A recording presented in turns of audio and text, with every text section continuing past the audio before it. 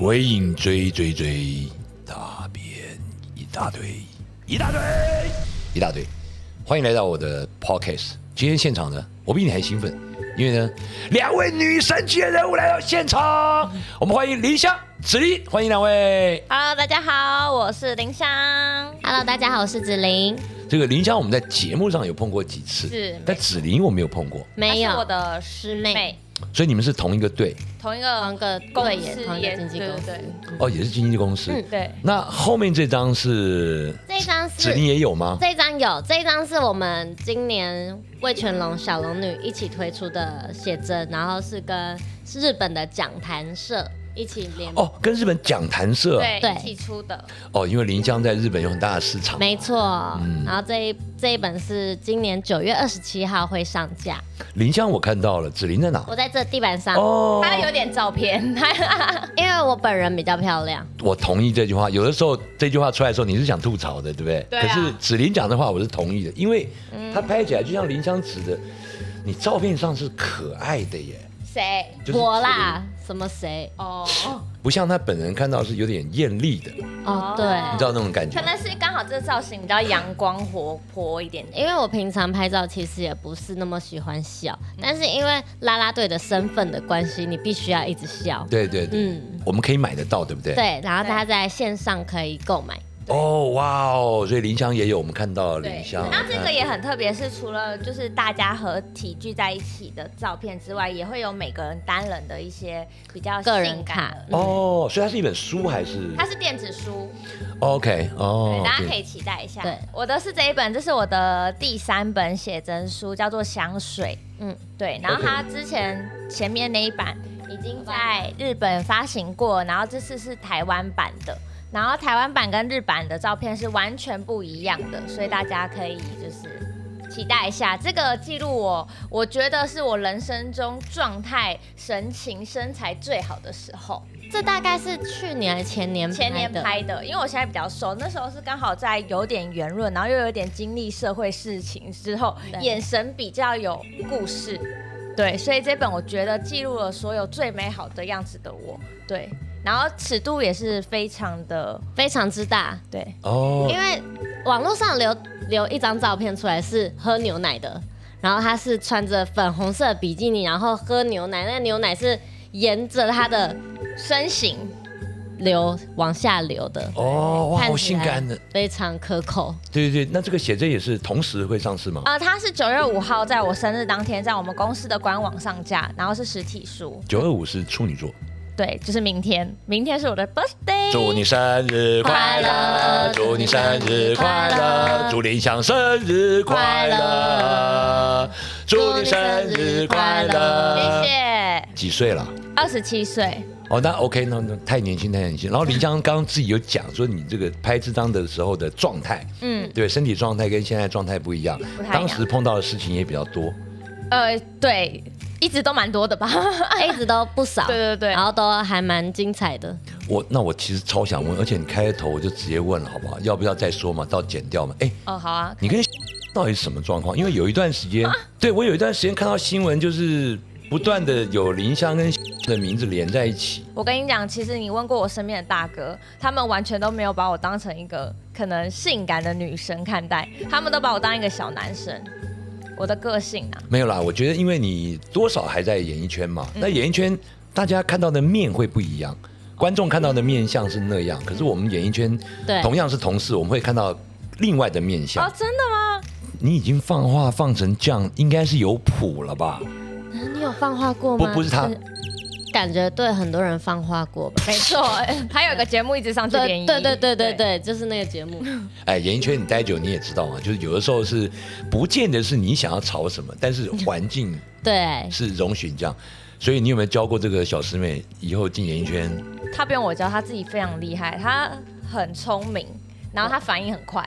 而且他效果也敢做，话也敢讲，就是那种小辣椒型的。最敢讲的时候都会被骂，对我们公司就会制止。对，然后或者是留言就会说我很没礼貌，因为太敢讲一些有的没的，网友不喜欢。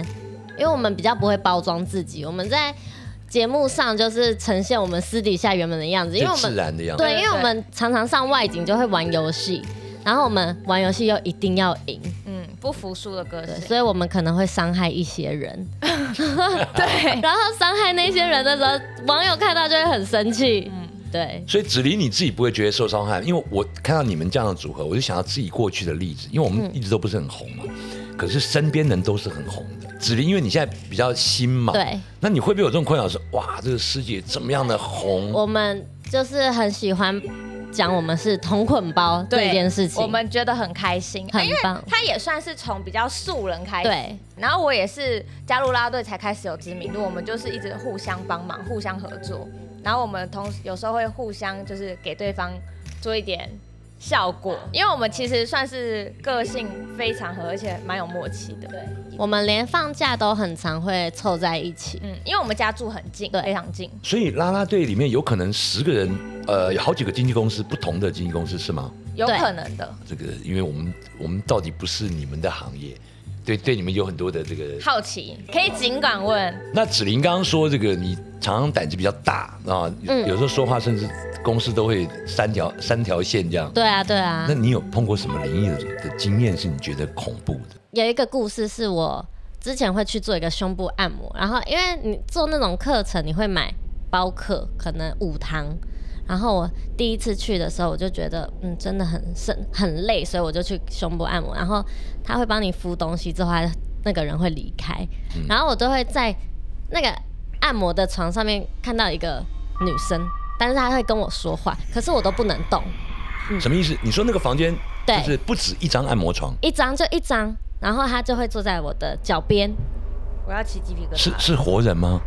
不是，因为我都会睡着，因为按摩胸部很舒服，应该是有意识觉得那边有一个人在跟你讲话。她就一个长头发的女生，她还戴眼镜，现在还对她的样貌很清楚。那天就觉得哇好累哦，然后因为离我家很近，所以我都走路。可是我按摩完之后我更累了，我就觉得我整个人好累，然后我就想说好算了，应该是因为我今天太累了，所以碰到这种事情。然后我再去第2次。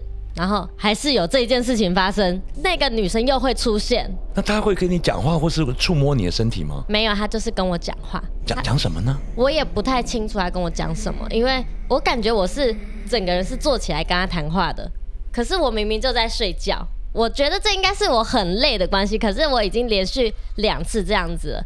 然后我每一次结束，我都会跟我经纪人说。然后他说哇我都听到鸡皮疙瘩了。然后我就说我不知道这是不是因为我很累耶，那我再去第3次好了，因为我有5堂课，我就去第3次。永远都是帮你敷完胸部，他离开以后，那个人就出现了。3次都有，好可怕。同一个人。然后我的后面2次我就没有去了。对，不是那林香，如果是你还敢去同一家按摩店吗？我觉得我神经比较大条我可能会没有注意到，我可能如果你注意到了，我注意到的话，我不会再去那间店。对啊，哪有这种神经病？你还连去3次但是因为你都付钱了，那里不干净对，我还想说我要不要查一下，就是是不是地点有发生过什么事情。但我后来还是不敢，我想说我查了，我应该更不敢去。那你有试着跟美容师讲过吗？没有，我不敢。那你有去 Google 评论看一下有没有人有同样的经历？我有 Google 评论看过，可是我没有看到有什么。但你胆子好大哦。我胆子蛮大的，因为我从大学就开始在外面住，一直到出社会我就都一直自己住到现在。然后但是我中间有住过一个房子，然后风水可能不好吧，我是后来听人家讲，因为我在那个房子晚上会看到一些影子，或者是一些奇怪的。哪来的影子？不知道。我在洗澡，然后那边会出现一个影子，然后或者是我睡觉也会常常就是睡，然后门口我就会看到一个人走过来，然后坐到我的床上，然后在你住的地方，床是有往下陷的。那一阵子一直这样，就是那个人会坐到床上，然后是一个快快的男生的感觉，然后我就觉得好像不太舒服，我就去问老师说老师，我最近觉得不太舒服，是不是有被什么缠上？他说哦对，好像有点不干净的东西跟到你，但是那也不是跟着你，是因为我们那一条路就是很阴。你要想，就是为什么常租的房子里面会有一些奇奇怪怪的东西？因为第一个，如果那个房子是我的资产的话，我一定会去住我的资产里面最好的那一个，我一定会把最差的给别人。那如果我有个房子常常在住的话，长得好不好看，油漆有没有刷，关我什么事？只要房客不讲话，你就住吧。所以有闹事就很难讲，所以很多奇怪的事情发生在租屋处。他们觉得那是他的地方。对，而且租屋处，尤其是这种好几个人一起住的最可怕，因为那个气不会聚集。比如说你们2个就住在一起，不管好坏，那是跟着你们2个的气场走。可是你今天住的地方有8个人，有9个人。那个气场就会很乱对，所以租的房子常常这样。我们以前尤其演艺圈嘛，很多人是来租房子，比如说我家不在台北，对不对？或者是我领的薪水很少，演艺圈很多在台北租房子住。以前在延吉街，就现在都很多工作人员租在那里。那时候有一票工作人员住在那里，那我们刚入行。所以跟那些工作人员也是刚入行，年纪也差不多，所以大家就混在一起，没有什么你是明星或者是什么的，大家就混在一起就玩这样。然后有一次呢，因为大家都知道我修佛修到有一点点懂这样，有一次有一票人就说：“哎，你们可不可以到你有空上来我们这边看一下？”我说：“怎么了？”他就跟我们讲他们上面发生的事情。他住了7个人。就有的人是一个房间4个人，有的一个房间1个人，就很多人来来去去，然后大家做的都是演艺圈的工作，所以不一定什么时候都会在里面。有一个男生就是做一个节目，他是执行制作，然后回到家看到每一个房门都是关的，就敲门，然后敲门里面都没有声音，敲到其中有一间的时候，砰砰敲2下，里面说靠腰啊。然后就在睡，大概这种感觉。然后他一听到这样靠腰，就男生跟男生嘛，拍谁，该岔起来，拍谁，哦你继续滚，然后他就进到房间里面，弄，就准备要洗澡，然后进到浴室洗澡，水一开，啪，从冬天怎么半天他妈没热水啊？半天没热水，想说去看看怎么回事，然后就把水龙头开着放那，围一个浴巾，冬天嘛，围一个浴巾，就到外面来，到了阳台。阳台门一打开，就可以看到远远那个热水器安在那个最远的位置。他阳台打开呢，看着热水器，有啊，热水器上面有个洞嘛，有火，对，有火，你就可以看得到，它就是蓝色的火在。对，你看有火，然后就再回去看那个水，怎么半天还是没有啊？这是不是今天水管太长，外面太冷了，热不容易？就再等一会，还是没有，浴巾又裹了，又再出去远远看那个热水器，有火啊。但是火是蓝色的嘛，就是瓦斯烧出来的火是蓝色的，火星有一点点黄，他就看那个火有点怪，就不知道为什么，他就觉得那个小窗口的火有点怪，就很自然的裹了这个浴巾，就慢慢往那边走，慢慢往那边走，靠近的时候，他就看那个小窗户，你就慢慢靠近的时候，靠那个小窗户，就觉得那个小窗户上有什么，就一靠近小窗户，小窗户里面一个头，哇，小窗户里面一个头，啪，吓得往外跑。下就往外跑到外面，因为没穿衣服嘛，就直接裹了一个浴巾嘛，所以跑出去的时候，他哪也不敢去，就只能他妈蹲在阳台，在那边哭难过，也不敢动，没穿衣服哪里不敢去。没多久，外面一个人进来了，呢，他又再哭了一次，看到整个人疯掉，因为刚刚他不是每一个房间敲门吗？对，因为房间都没人吗？他敲房间有门的那个人，这个时候回来了。刚刚跟他说靠腰那个人，这个回来了对，然后他跟他讲这个事情，两个人比较平静以后，那原来那个房间里面，他连回到那个房间的勇气都不敢。比较晚回来的那个人，两个人就连夜退租了。可怕，很可怕。对啊，我觉得那个什么热水器那个火的时候，看我那时候听完他讲这个事情。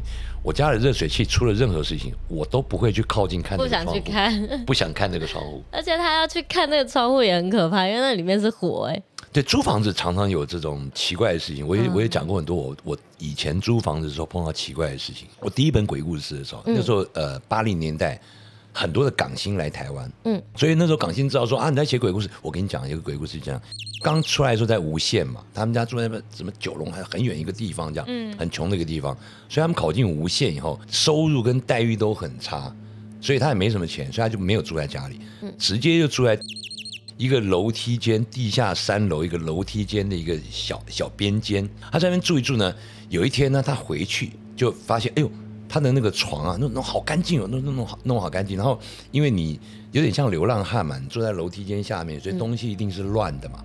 他那天回去的时候，东西好干净哦，他就坐在床位上，哎呦，这谁帮我弄的？怎么所有东西都那么干净啊？接着就有一个中年妇女就端了一个那个绿豆汤过来，她说还没吃东西吧？来这给你这样，谢谢。可是我刚吃过什么啊？你不要骗我了，你这么穷，你不会刚刚吃过了。这个人就跟他讲说，他叫三姐，他就是做茶水，就打杂这样。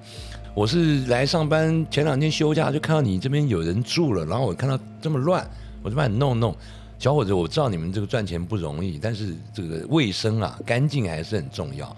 然后接下来的这个3-4年里面呢，没事啊，有的时候回去的时候发现，桌上有碗热粥，然后会有个条子，说是三姐留给他的。然后有的时候还会看到三姐在帮他收东西，他会跟三姐说：“哎，三姐不用麻烦啦，我自己来什么。”然后3年后的有一天就当男主了嘛，所以演了一段戏，发了第一个钱的时候，他就去租了一个房子，要搬离那边。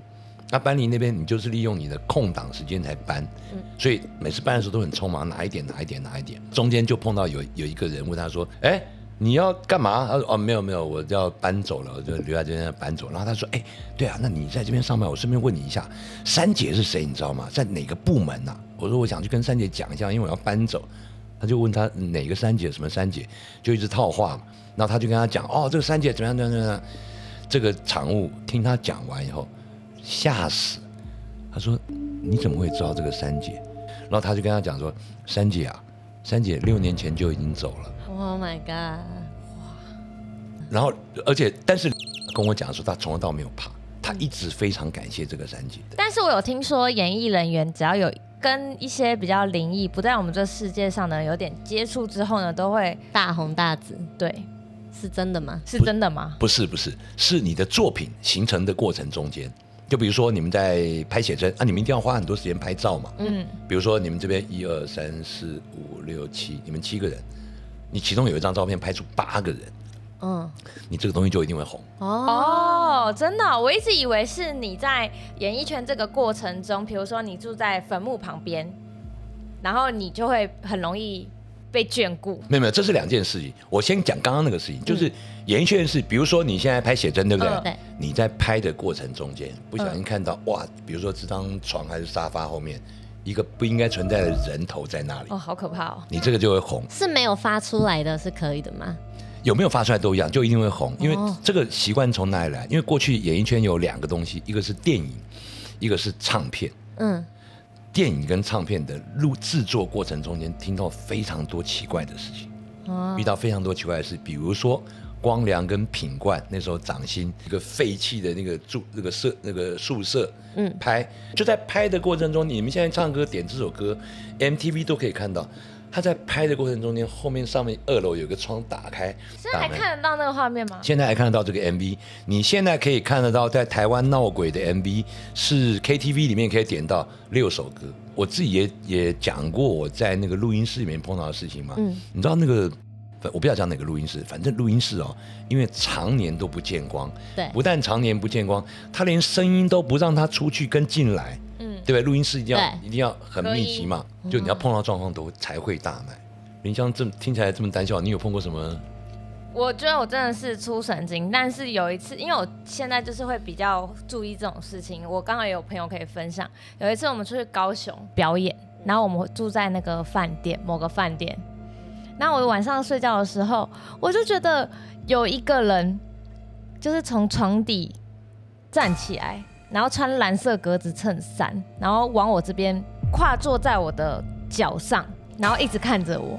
然后我那时候就是有点吓到，我很想起来，但是我又起不来。他从床底下爬出来，这整个过程你都看到了？我觉得是我的潜意识感觉到，就是我可以很明显的描述那个画面。然后从床底下爬出来，再爬到你身上，跨坐在你身上。对，然后就这样看着我。然后那时候我就好像不知道跟哥说吧，他说通常这种。就是你要给他弄一下，然后你就会大红大火。因为要讲前面，是因为他平常是一个很好睡的人，我不做梦，我就是一累倒头就睡。他是一个很好睡的人，然后但是他那一天就是睡得很差，因为我睡他可以感受到我一直翻身。我睡他隔壁床，我们连闹钟都还没响，我们就起床了。然后我们原本是设7点的闹钟，我们大概6点就起来了。然后他就去上厕所了。然后我就想说，他怎么这么早起床？我就去厕所要找他，他就尖叫，因为他前面已经被吓到了，他就又再吓到一次。他就说他刚刚做了这个梦，然后跟我分享，他就说他觉得好可怕。那他坐在你身上，然后呢？对，然后那时候我就在滑手机，然后他的梦里面的他是在滑手机，梦里面你躺在床上滑手机，对，然后他就跨坐在我身上，我吓到，我就把手机推掉，然后好像不小心有按到拍照，然后我想说，我再来看一下手机里的照片有没有那一张不小心拍到他，然后我拿起手机的时候。我竟然拍到他了，可是那是梦里的手机，所以我早上起来的时候我就看我手机，就没事。可是我觉得那超级可怕，因为我真的非常好睡，我平常不做梦，我一躺下去我就可以立刻睡着，旁边有声音有灯我都不会翻身，我会直接睡死的那一种。可是那一天他们就很明显感受到我人一直翻来翻去。我们去住那个饭店2年，但是第1年的时候是我们的化妆师遇到这件事情，对，遇到那边不是很干净，对，他觉得他每次来这边都觉得不舒服，对。哥就是跟他讲说，他就说你就这种状况，你就是给那个男鬼上一下之后呢，你就会火了。没有，我跟你讲，真没有，还真没有这种事，对不对？不是，因为你要想，阳间有阳间的法律，今天我上了你是强。那阴间更严重啊！哦，真的哦，当然，真的哦。你看阳间对强都这么严重了，你到了阴间，你觉得呢？你利用你鬼的某些能力去做这些事情，这太天理不容啦！哦，而且我跟你讲，真的色鬼真有，但你看我色鬼，我这么多年我只听过，而且还是真正的色鬼。我有一个朋友，我以前有一个朋友，他是做酒店，所以我是遇到色鬼吗？你一定不是，应该是你的粉丝。鬼粉丝哦，是一个很欣赏我的粉丝。然后这个粉丝刚过世，就是我终于可以看到女神了。对，没有，其实你们女生就是男生也会，真的碰到色鬼的时候，你是真的有些地方会被侵犯。真的哦，真的。我一个那是做春梦吧？不，那跟做春梦不一样。我现在讲给你听。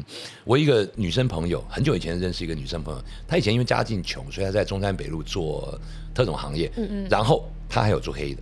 林森北路那不是有很多小套房吗？对，他就租一个小套房。其实那里面的小套房，如果有机会进去看的话，有很多小套房几乎没有光，因为他就是旧大楼去隔出来的小房子嘛。然后我那朋友一个人住，有一次也是他碰到一个客人，就很喜欢他。那其实对于这种酒店妹来讲，你很喜欢我，我就是反正就是大家不要太过分，我就配合，因为我是做你生意嘛。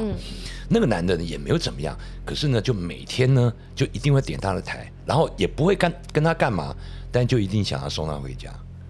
就一定想要送他回家。那我那个女生朋友当然是害怕嘛，你直接客人你要送我回家，那这个中间谁知道你发生什么事？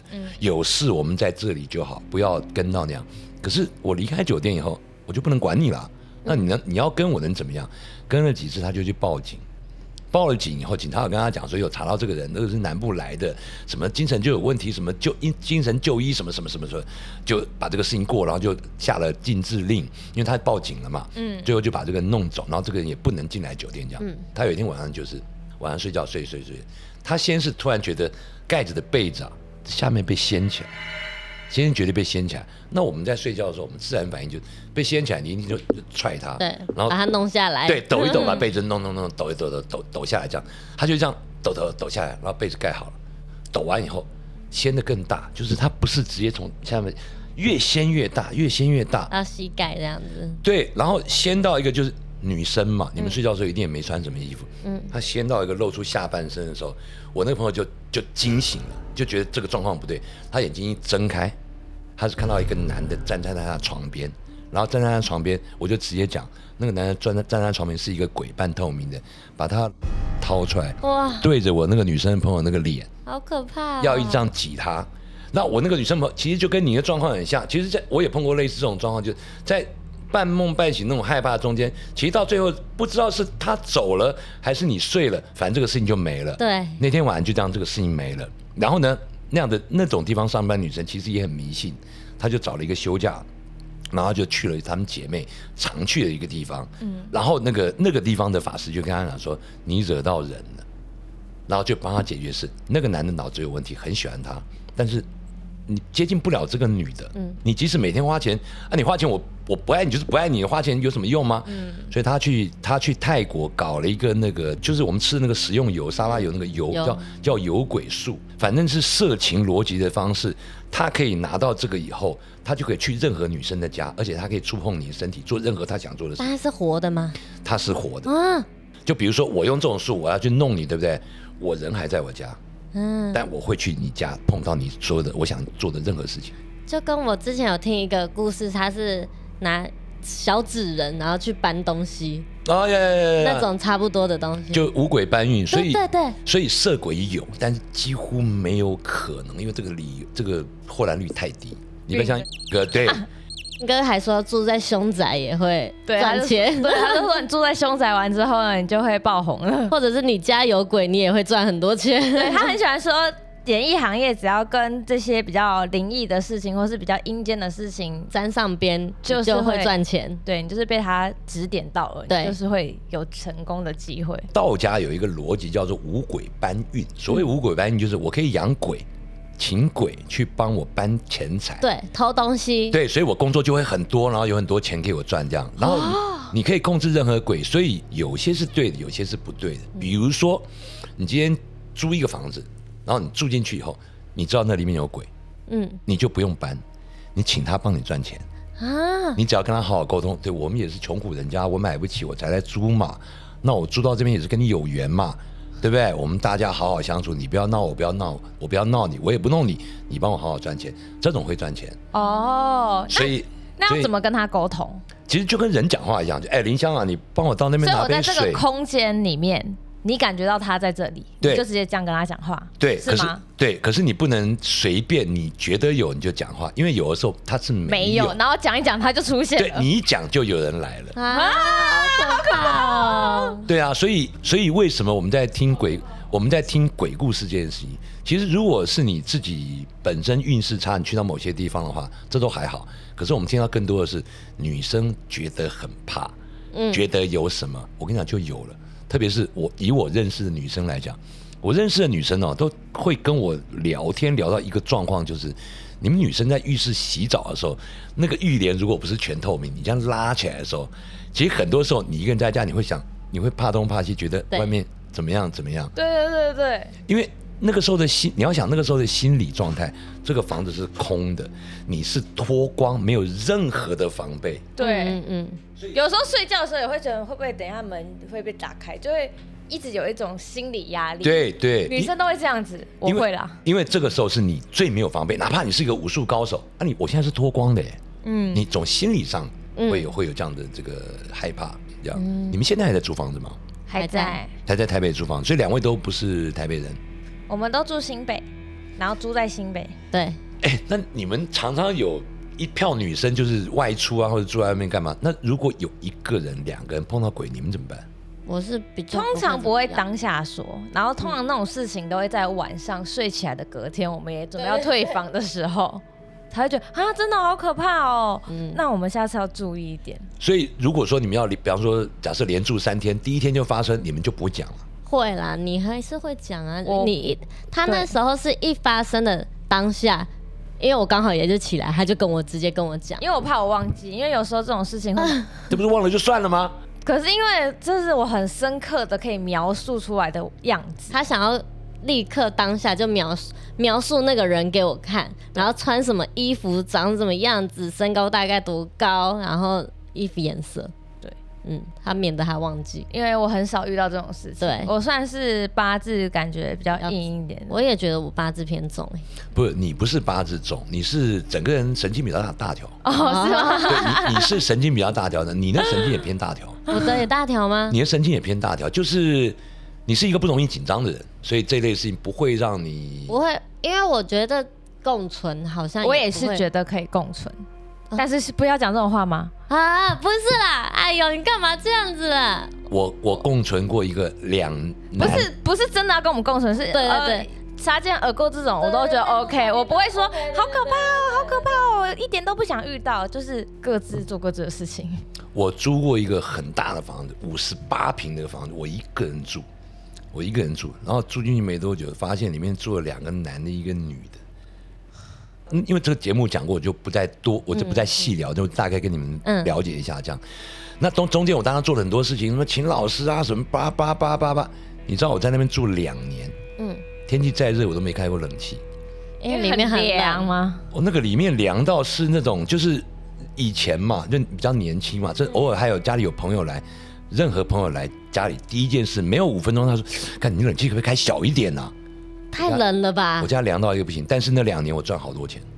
哦，所以这就说对了。不是，就是如果我们再回到你们刚刚的问题嘛，如果你觉得鬼搬运财这件事情是你敢尝试，你觉得 OK 的，那就是要机缘巧合安排到你住这个地方有闹鬼，而且你要确定这个鬼他不是凶恶那种，他不会来找你干嘛，他只是住在这边，然后你跟他沟通，就是我已经没钱嘛，我有钱我就买房子了嘛，我没钱才会来住在这里，那你有你的世界，我有我的世界，我们只是在共同一个空间，你过你的，你好好过你的，我有本事我帮你，你们也好好让我过我的，帮我赚钱，帮我搬钱。那你要怎么帮他？我们只能帮他，你就没事供他。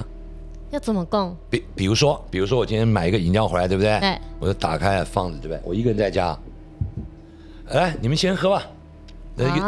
一个蜂蜜奶茶小东西，你们先喝。对，跟拜拜一样，有点可爱。对，麦当劳说你们先吃，其实就跟人的沟通方法一样啊，就是拜拜。对，你想嘛，假设我们今天3个人住在一个空间里面，然后前提是我们3个人都不合的情况，我们怎么样在这边住的会很好？大家客客气气就好嘛，互相分享。对，好好沟通就好。不好意思，你那个内裤不要乱丢。不好意思，你那个就好了。对，所以千万不要是你觉得碰到乱七八糟你就骂脏话。对不对？女生千万不要骂脏话，因为你们的阳气不够。而且千万也不要误以为碰到鬼你的事业就会赚钱，你本来就有赚钱的命，你就有赚钱的命。就像林香，你看，你现在在日本也是女神啊。所以我就一直怀疑之前住的那个楼中楼不干净是吗？对，还好吧，绝对是干净的，而且楼中楼叫做龙抬头。那龙中楼呢？它有一个小夹层呢。其实没有不好啦，就是林香现在很好，你知道吗？啊，对，其实你的气也很旺，你应该也等不了太久，你就会起来了。谢谢耶，那我很高兴，大家现在还看得到我哦。不，以后看你更多哦。对不对？以后看你更多，希望以后这个2位在演艺事业上面，我们只要睁开眼睛都看到2位。对。好吧，谢谢2位女神今天来到我们的这个现场，尤其是林香、子琳今天还带来他们的作品来。没错，对，再跟我们讲一下9月5号已经在我们公司的官网发行了，是实体的写真书。然后我们威权楼小龙女的是在9月27号，可以锁定我们的 IG， 然后脸书网站都可以查阅得到这个写真这样子。好，今天好福利跟你分享，我们也再一次谢谢子琳，谢谢林香，鬼影追，下次见，拜拜，谢谢林香，谢谢子琳，谢谢。